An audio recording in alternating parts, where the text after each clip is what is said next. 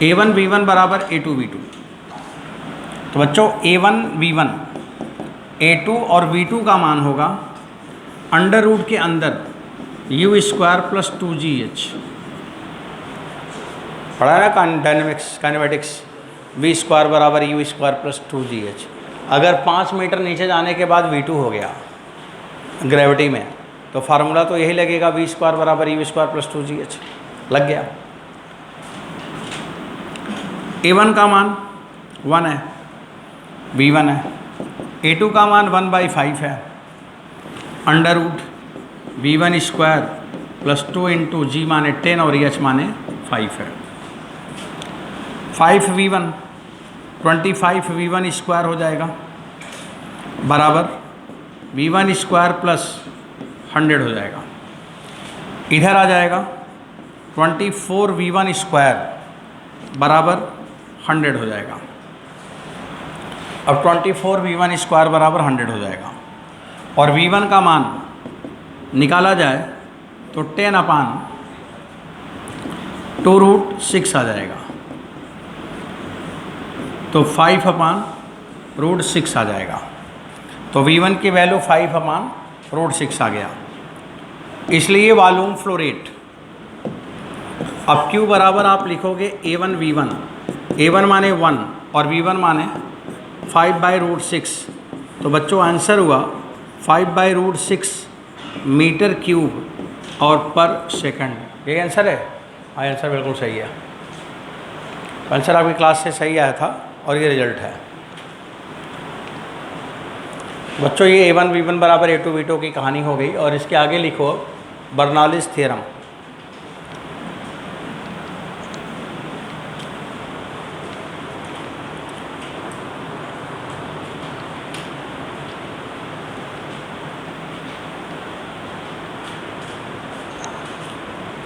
अब आप लिखेंगे बर्नौलीज़ थ्योरम।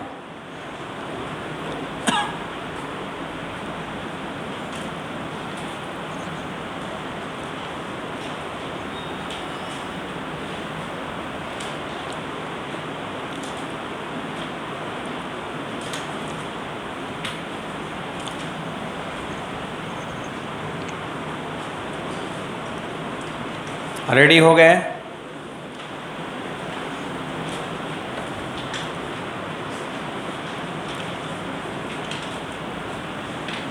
हटा रहा हूँ।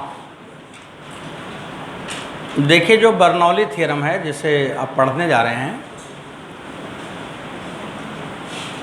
ये एनर्जी का कंजर्वेशन बताया था इन्होंने कि कौन सा एनर्जी कैसे फ्लूइड अगर फ्लो करे तो उसमें कौन कौन सी एनर्जी है, उसमें क्या रिलेशन है। अब बर्नौली थ्योरम बेसिक बात किसके लिए है? एनर्जी के लिए है। अब इसको मैं एक्सप्लेन कर रहा हूँ, ध्यान से सुनेंगे। और ये एनर्जी कंजर्वेशन पे बेस्ड है। अगर कोई पूछे कि बर्नौली थ्योरम किसके लिए है तो ब्रैकेट में लिख दो based on conservation of energy, based on conservation of energy.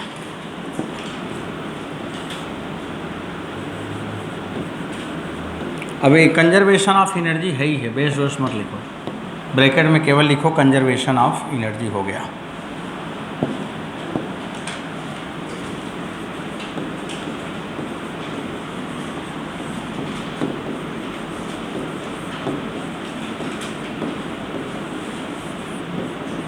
Conservation of energy आप पढ़ेंगे। चलो बच्चों देखो, एनर्जी कंजर्वेशन में इन्होंने क्या बताया था कि जैसे मान लो एक कोई ये ट्यूब है, एक कोई पाइप है और एक दूसरा पाइप यहाँ पे है। ये दो पाइप है, दो कंटेनर है, पाइप नहीं, दो कंटेनर है।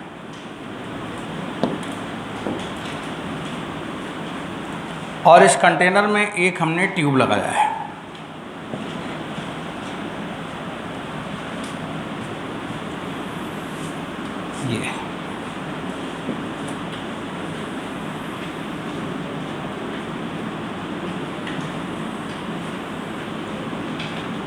ये मैंने ट्यूब लगाया है।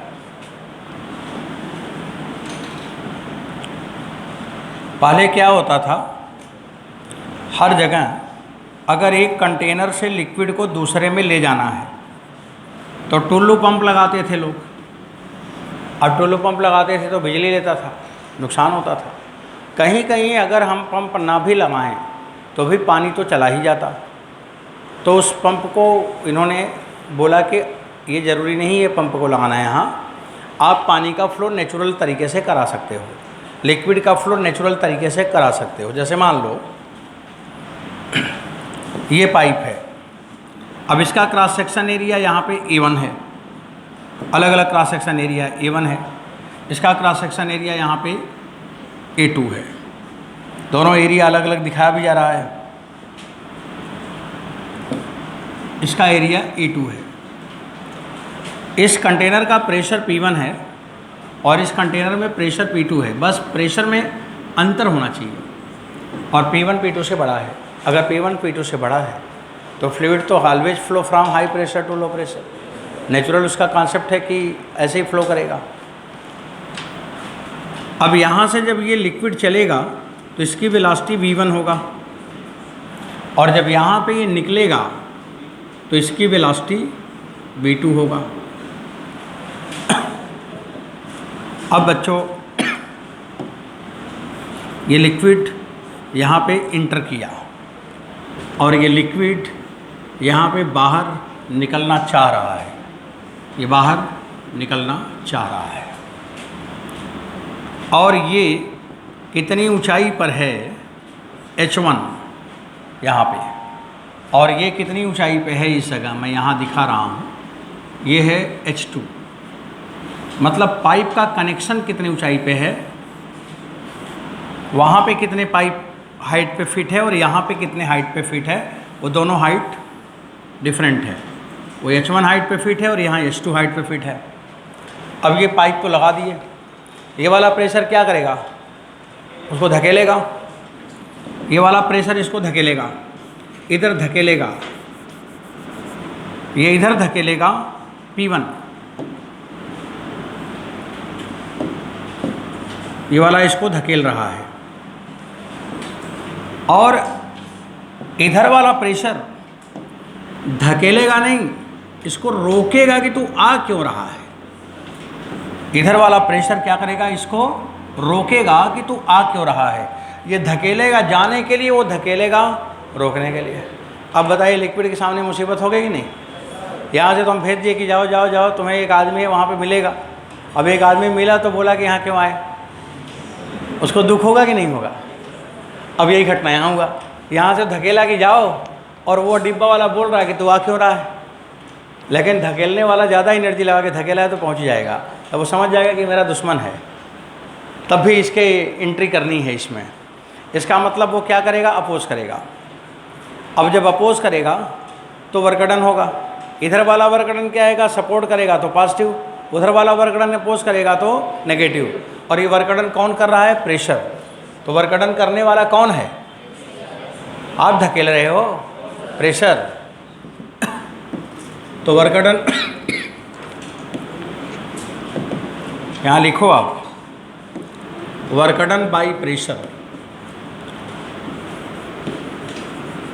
Work done by pressure.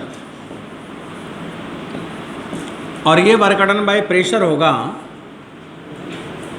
Pressure into volume. आपने पढ़ा है वर्कडन बराबर होता है pressure into volume, PV। Pressure में वॉल्यूम का मल्टीप्लाई करो तो क्या जाता है, work done, thermodynamics, P into dV। अब ये dW बराबर P इंटू dV हो गया। अब फिर देखो dW, यहाँ P माने P1 हो गया, P1 हो गया, इंटू dV हो गया, ये प्लस है, और दूसरा वाला क्या होगा, माइनस होगा, P2 इंटू dV होगा। फिर आप लिखोगे वर्कडन पर यूनिट वॉल्यूम बराबर क्या हो जाएगा, P1 माइनस P2 हो जाएगा। आप पहले इक्वेशन ना इसको मत मानो, इसी को मानो। बच्चों एक क्वेश्चन अगर दे दिया जाए कि इतने प्रेशर से लिक्विड इतने प्रेशर में गया, तो बताइए कि वर्क डन पर यूनिट वॉल्यूम कितना हुआ। तो क्या बताओगे? प्रेशर का अंतर। बड़ा आसान सा है question.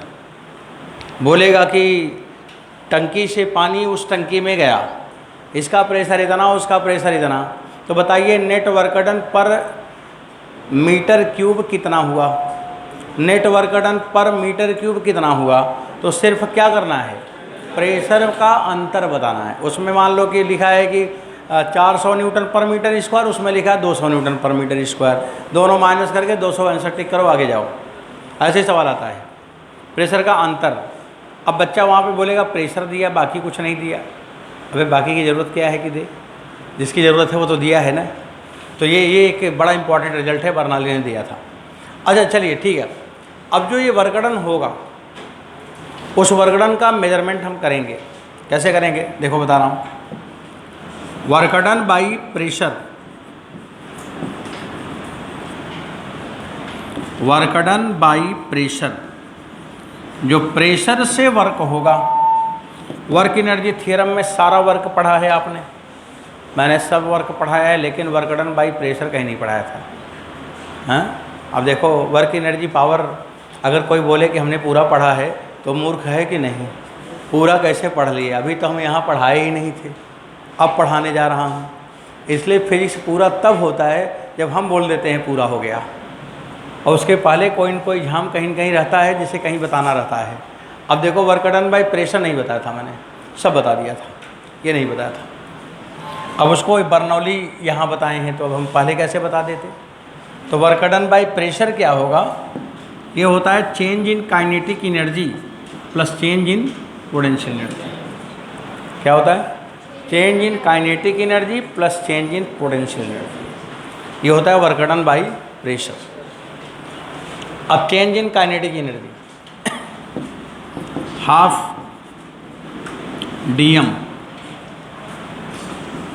v2 square minus v1 square plus change in potential energy mg final minus initial. Change में हमेशा फाइनल माइनस इनिशियल होता है, ये आपने लिखा। और ये बात लिखोगे बच्चों यहाँ पे P1 minus P2 into D लिखोगे, यही है ना। अब यहाँ का डी देखने में बिल्कुल अच्छा नहीं लग रहा, भगा दो यहाँ से। अब आप लिखोगे P1 माइनस P2, ये कौन सा भाषा लिख रहा है?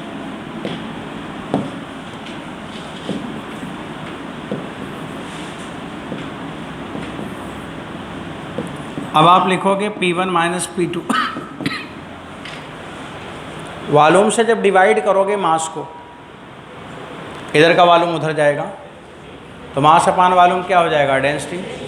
और जब डेंसिटी हो जाएगा तो half rho v2 square minus v1 square plus रो g h2 माइनस h1, ये हो गया।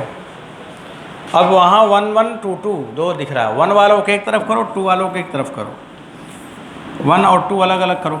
तो P1 प्लस ये V1 इधर आएगा तो हाफ रो V1 स्क्वायर, और वो H1 आएगा तो रो जी H1 बराबर हो गया P2 plus half rho V2 square plus rho G H2। बच्चों इतना आसान सा कॉन्सेप्ट है कि किसी भी जगह pressure, kinetic energy per unit volume और potential energy per unit volume तीनों का सम कर दो, ये कभी बदलेगा नहीं। यही कंजर्वेशन है कि यहाँ पे यही बर्नौली ने समझाया था कि अगर बहते हुए पानी में किसी भी जगह pressure, kinetic energy per unit volume और पोटेंशियल पर यूनिट वॉल्यूम का सम करोगे तो वो कभी बदलेगा नहीं।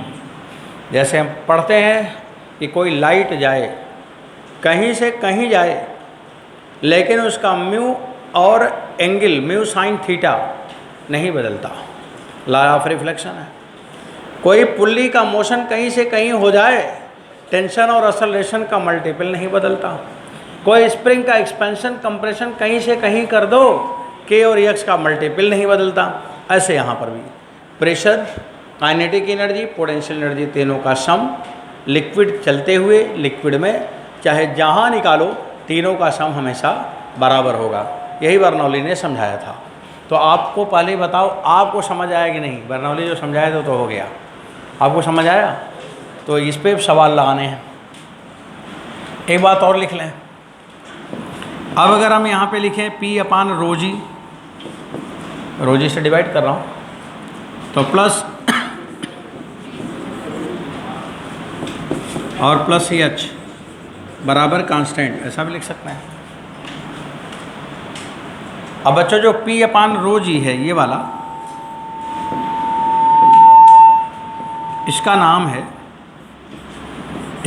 है प्रेशर हेड। क्या नाम है? Pressure head.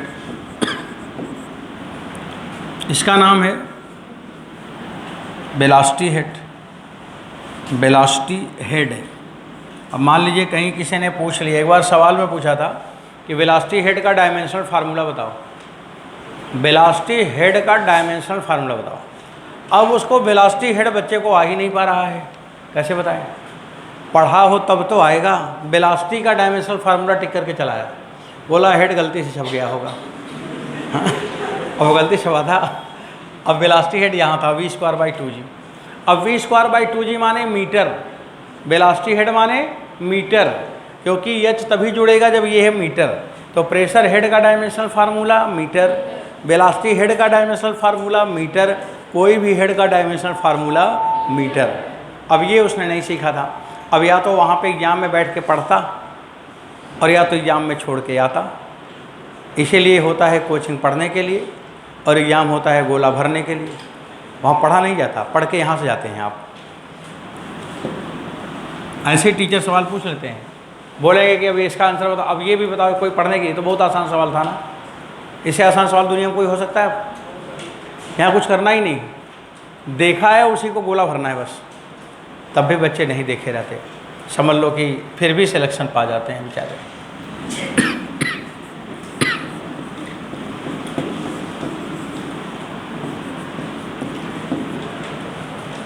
और इस H को कहते हैं ग्रेविटेशनल हेड। Gravitational head. तो यहाँ पे 3 हेड है, वेलोसिटी हेड, प्रेशर हेड और ग्रेविटेशनल हेड, और तीनों का सम कर दिया जाए तो कांस्टेंट आएगा। समझ आया? चलो अब हम लोग क्या करते हैं, इस पे एक सवाल लगा लेते हैं। बच्चों एक न्यूमेरिकल लेने जा रहे हैं। बर्नौली थ्योरम यूज करने के लिए एक सवाल लेते हैं। एग्जाम्पल,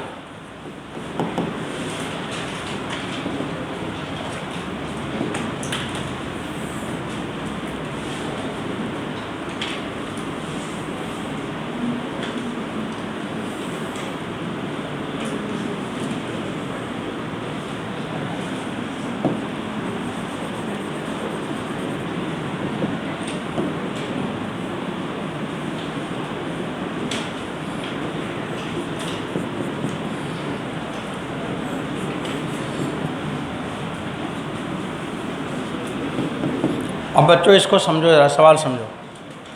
ये कोई कंटेनर है और ऐसे ही है,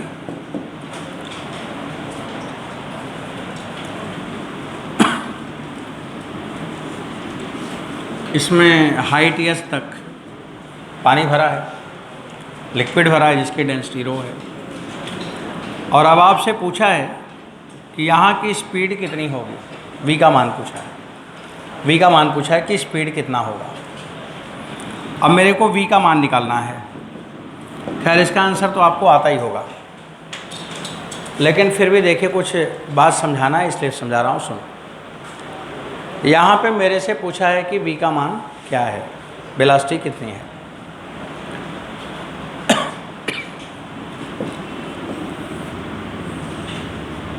अब बच्चों एरिया तो दिया नहीं है, दिया है क्या? क्वेश्चन में एरिया नहीं दिया है, दिया ही नहीं है। एक सवाल होगा जिसमें एरिया देगा और एक सवाल होगा जिसमें नहीं देगा। अगर नहीं दिया तो मैंने मान लिया late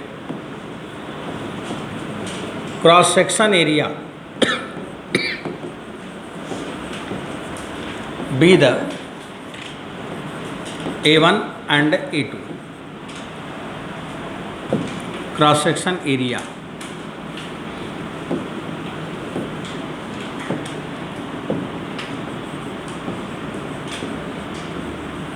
B the be A1 and A2। मान लो ये वाला A1 है और ये वाला A2 है। दिया नहीं था, अब सॉल्यूशन के पार्ट में हम चले गए। चित्र में हम दिखाएंगे, यहाँ मानने के बाद दिखाएंगे। समझ आ रहा मेरी बात? दिया नहीं है पर हम मान रहे हैं। अब A1 और A2 में आप देखिए कोई एक कम है, एक कोई ज़्यादा है। कौन कम है? A1 कम है, A2 कम है। और वो कम और ज़्यादा को हम इतना कम ज़्यादा कर देते हैं कि वो छोड़ने के लिए लोग मजबूर हो जाते हैं। दिया तो नहीं है, जैसे कोई बोला कि एरिया तो नहीं दिया, तो हम बोलें कि पूरे आसमान का एरिया ले लो। अब ले पाएगा? तब छोड़ देगा कि नहीं? अगर हमने नहीं दिया कोई चीज़ और किसी ने पूछा कि आपने दिया नहीं, मैंने बोला दे रहा हूँ, लिखो आसमान का एरिया ले लो।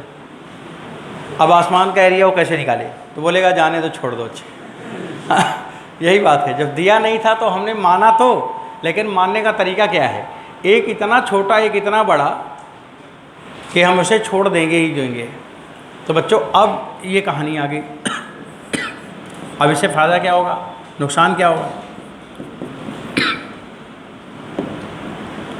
जितना A1 V1 बराबर A2 V2 होगा। देखो अगर इधर से पानी बाहर आ रहा है तो ये वाला पानी का लेवल भी तो नीचे आ रहा होगा। अगर इधर पानी का स्पीड है तो क्या इस लेवल में स्पीड नहीं है? लेवल में स्पीड है, धीरे धीरे धीरे धीरे नीचे आ रहा है कि नहीं आ रहा है? उसमें भी स्पीड है। अब इस लेवल में यहाँ पर भी तो स्पीड तो होगा ना। अब उस स्पीड V2 तो पूछा है और V1 के बारे में जानकारी नहीं है। अब यहाँ V1 लिखोगे आप, तो V1 बराबर क्या लिखोगे? A2 V2 अपान A1। बच्चों A2 बहुत छोटा, A1 बहुत बड़ा। ये बहुत छोटा और ये बहुत बड़ा, बहुत छोटा बटे बहुत बड़ा बराबर इतना छोटा इतना छोटा इतना छोटा कि लिखना मुश्किल है। इसका मतलब ये हो गया बहुत छोटा। कौन हो गया छोटा? V1। और इसलिए V1 को हम लोग क्या मान लेते हैं? नेग्लिजिबल। अब ये V1 को आपको नहीं लेना। अगर टंकी खुला तो ऊपर का स्पीड गया, एरिया नहीं दिया है। टंकी दिया है, ऊपर वो खुला हुआ ओपन एरिया जिसको दिखा रहे हैं आप, ओपन एरिया को, पर उसका एरिया नहीं दिया है। तो हम उस एरिया को अपने आप मान लेते हैं कि बहुत बड़ा है। इसलिए मान लेते हैं कि वहाँ की स्पीड को हमें क्या दिखानी है? नेग्लिजिबल। तो बच्चों ये नेग्लिजिबल हो गया। अब और आगे बढ़िए, देखिए सवाल कैसे लगाया जा रहा है वो आपको सिखा रहा हूँ।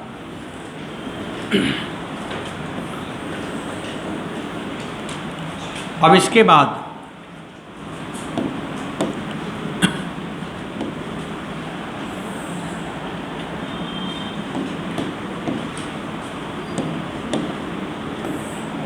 एक यहाँ पे पॉइंट है और एक यहाँ पे पॉइंट है। हमें बर्नौली थ्योरम दो जगह लगानी है, यहाँ भी लगानी है और वहाँ भी लगानी है। ये जो नीचे वाला पॉइंट है इसको हमें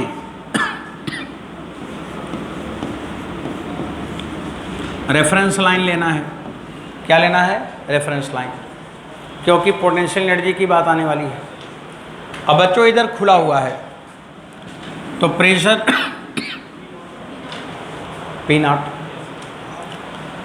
प्लस हाफ रो V स्क्वायर V2 है, तो V2 लिखे तो V2 लिखो, half rho V2 square plus potential energy, क्योंकि रेफरेंस लिया है तो रो GH कैसे लिखोगे? वही तो रेफरेंस है। तो वहाँ पोटेंशियल एनर्जी क्या हो गया? जीरो हो गया। नहीं समझ आया जीरो क्यों लिखा? अब बच्चों यहाँ बताओ, प्रेशर P0, वेलोसिटी नेग्लिजिबल लिया है, वही तो इतनी देर समझा रहा था। ये वाला वेलोसिटी नेग्लेजिबल है। अब नेग्लेजिबल का मतलब तो जीरो ही हुआ, जीरो लिख दिया। प्लस ऊंचाई है तो पोटेंशियल एनर्जी है रो जी एच। अब बच्चों यहाँ और वहाँ दोनों को हम कर देंगे बराबर।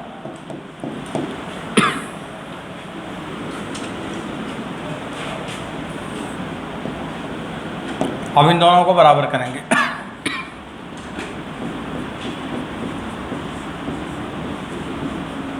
बराबर P not plus rho ji H. अब यहाँ से आप कैलकुलेशन करोगे ना तो V2 बराबर आएगा अंडर रूट 2GH, यह आ जाएगा। और जो वेलोसिटी आया, इस वेलोसिटी का नाम किताब में लिखा हुआ है, जब आप किताब पढ़ेंगे टॉरिसेली ने इसको डिराइव किया था, का नाम टॉरिसेली था जिन्होंने डिराइव किया था। और ये V2 बराबर V2 बराबर V और V बराबर अंडर रूट 2GH, इसको लिखा हुआ है वेलोसिटी ऑफ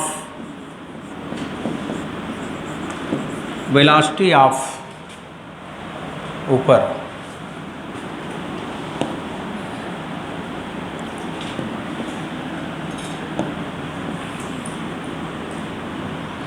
इसको लिखा है वेलोसिटी ऑफ इफ्लक्स। क्या नाम लिखा था? इफ्लक्स। कहीं पे इफ्लक्स होगा तो यही है। इफ्लक्स का मतलब क्या है?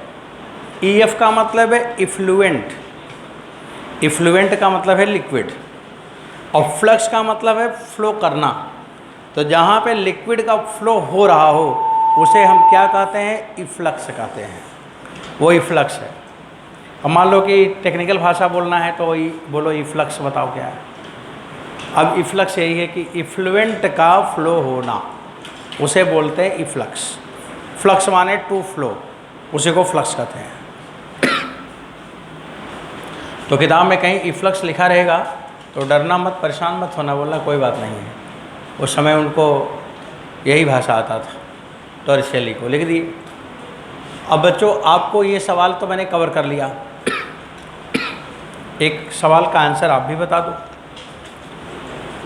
तब आपको 5 मिनट का शॉर्ट ब्रेक मिलेगा, तब इसके बाद फिर पढ़ाएंगे। चलिए एक सवाल कर लो जल्दी से, हटा दो इसे।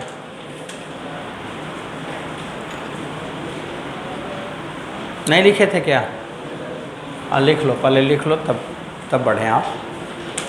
लिख लो, आराम से पढ़ो, जो चीज़ पढ़ो सही से पढ़ो।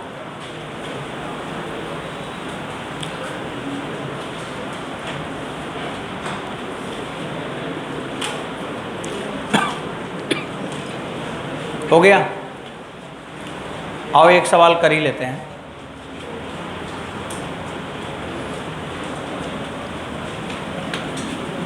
बच्चों सुनो, क्वेश्चन सुनो, एकदम अच्छे से चीज़ों को सुनते जाएं, पढ़ते जाएं, काम ज़्यादा है और सब एग्ज़ाम में आता है।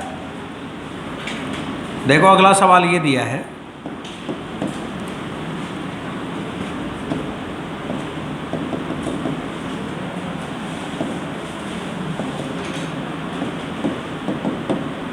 एक कोई कंटेनर है, ये कंटेनर है,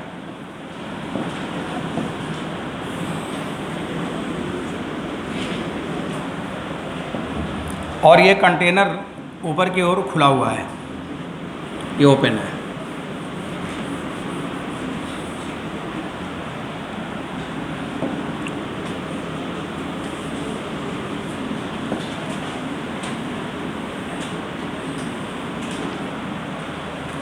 और इस कंटेनर में किसी जगह होल करना है। कहाँ पे होल किया जाए कि जो ये पानी है ये सबसे दूर जाके गिरे।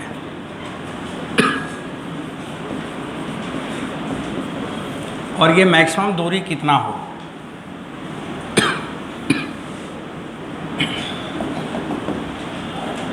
और ये y का मान क्या है, और ये कंटेनर की हाइट h है। ये सवाल IIT नीट ITI मेडिकल सब में आया है। अब ये क्वेश्चन में पूछा है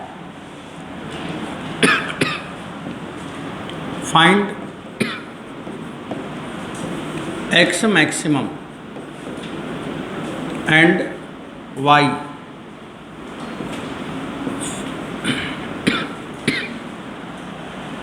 फॉर विच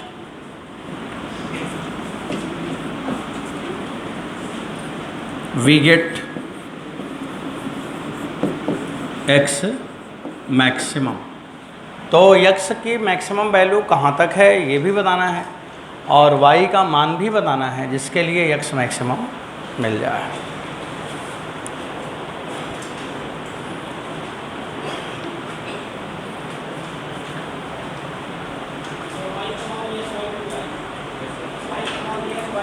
हाँ शाबाश। मतलब होल कहाँ पे बनाएं? ये सबसे दूर जाए पानी, इसलिए होल कहाँ बनाएं? बॉटम पे बनाएं कि ऊपर बनाएं कि बीच में बनाएं? आंसर है बीच में बनाएं। तो ये आंसर तो बिल्कुल यही है। अब अगर जिनके पास आंसर बच्चों नहीं आ रहा, कोई टेंशन नहीं, आप देखिए मैं लगा रहा हूँ। अब सवाल तो लिख ही लिया होगा, है ना? अब मैं आंसर निकाल के दिखाता हूँ। आंसर भी इनका सही है, आपका भी सही है, आंसर सब लोग जो जानते हैं। और अब x मैक्सिमम क्या है बताने में थोड़ा टाइम लगा दिया इन्होंने। हाँ ये अच्छा आएगा, वो भी सही है। अब सुनो बच्चों लोग सॉल्यूशन, अब मत लिखो सॉल्यूशन समझो। ये h माइनस वाई है।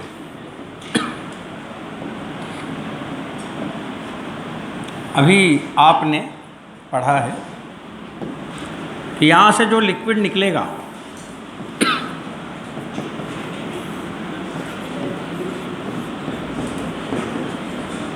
√2g(h - y) होगा, ये तो पढ़ा है। और ये हॉरिजॉन्टल में निकला हुआ है।